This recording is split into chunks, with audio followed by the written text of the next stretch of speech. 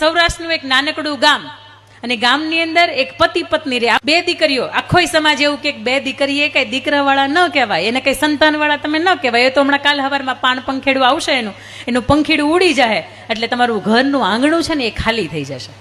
અને ત્યારે એ ભાઈ રણછોડભાઈ એવું કહે કે કઈ વાંધો નહીં, ભગવાને જે કર્યું એ, પણ બે દીકરીઓમાં અમે ખુશ છીએ.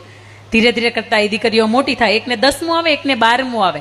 એ રણછોડભાઈને પાણી વાળતા વાળતા વિચાર આવે કે દીકરીઓ હવે મોટી થઈ રહી છે, માંડ 8, 10, 15 વીઘાનું ખેતર છે, અને એમાંથી દીકરીઓને શિક્ષણનો ખર્ચ કેમ ઉઠાવીશ, એનો ભણતરનો ખર્ચ હું કેમ ઉઠાવીશ, એના ભવિષ્યમાં કેટલાય ખર્ચ આવશે હું કેમ ઉઠાવીશ. અને આ ચિંતાની અંદર એ રણછોડભાઈને એટેક આવે છે.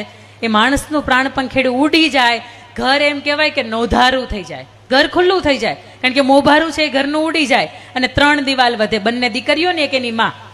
પણ બને છે એવું કે જે તે સમયે રણછોડભાઈએ ગામના કોઈ 2-4 વ્યક્તિઓ પાસેથી 3,60,000 રૂપિયા લીધેલા, કે એને પાછા આપવા માટે હજી પોતે બચ્યા નહીં.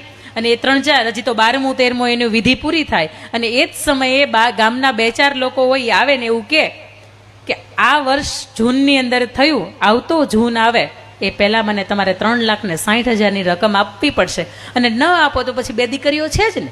આટલું બોલ્યા ને જતા રહ્યા. અને દીકરીઓને અંદરથી તિખાર્યો થયો કે બાપની હવે હાજરી નથી, ભાઈ આપણે ઠેકાણે નથી, અને માં હવે કરી ન શકે, એટલે જે કરવાનું છે ને એ આપણે કરવાનું છે. એટલે પોતાનું ગામ હતું ત્યાંથી એક શહેર થોડુંક નજીક થાય.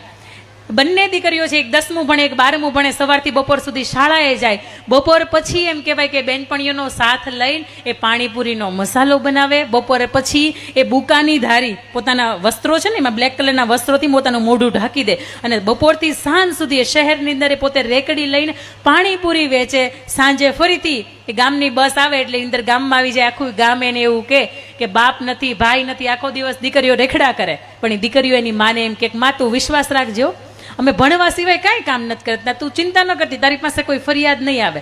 અને આખરે 6-8 મહિનાનો સમય વીતે એટલે માં એવું કે બેટા આપણે એમ કરીએ કે મારી પાસે એક મંગળસૂત્ર રહ્યું છે અને એક ઘરનું આંગણું રહ્યું છે, આપણે એને વેચી નાખીએ, કારણ કે 3,60,000નું તમારા પપ્પાનું દેવું છે ને એ ભરવું પડે એમ છે. તે દિવસે દીકરીઓ ફોડ પાડે છે કે માં તું ચિંતા ન કર, અમે સવારે 10મું અને 12મું સવારથી બપોર સુધીની શાળામાં અમે પૂર્ણ કર્યું છે, અને બપોર પછીથી સાંજ સુધી આ શહેરની અંદર અમે બેનપણીઓના સાથથી અમે પાણીપુરી વેચી છે, અને એમાંથી 4,20,000 રૂપિયાની અમે કમાણી કરી છે. કે માં આલે તારા 3,60,000 તું ભરપાઈ કરી દે, એ માણસ આપણી સામે અવળી રીતે જોવું ન પડે. સાહેબ આ દીકરીઓ છે, 10મું ને 12મું ભણતી આ દીકરીઓ છે.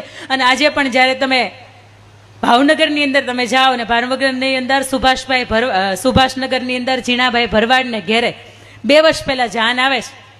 એક બાજુ જાન આવતી હોય, આ બાજુ એક બાજુ મામેરાના પ્રસંગ પૂરા થયા હોય, અને આ બાજુ દીકરી હેતલબેન કે જેના લગ્ન છે, થોડી વાર પહેલા દુલ્હનના રૂપની અંદર એ આવવાની છે.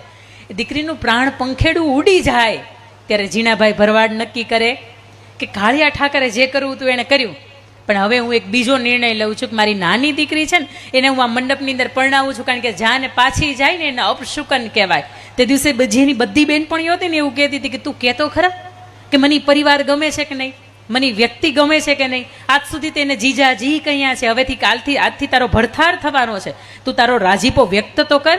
અને તે દિવસે 21 વર્ષની દીકરીએ સાહેબ એવું કીધું હતું કે મારો બાપ જે નક્કી કરે ને એ ઠેકાણું બરોબર જ હોય. આ તો એને મારી પાસેથી જીવન માંગ્યું છે, કદાચ પ્રાણ પણ માંગી લે ને તો મારે આપી દેવાના હોય, મારા બાપની વિરુદ્ધમાં ન જવાનું હોય. સાહેબ તમારી મારી દીકરીને આટલું શીખવજો કે પારકું કોઈ પણ વ્યક્તિ મા બાપની પરિવારની વિરુદ્ધમાં બોલે ને તે દિવસે એ સહસ્ત્ર હાથ લઈને સામેવાળાને વિંધી નાખે.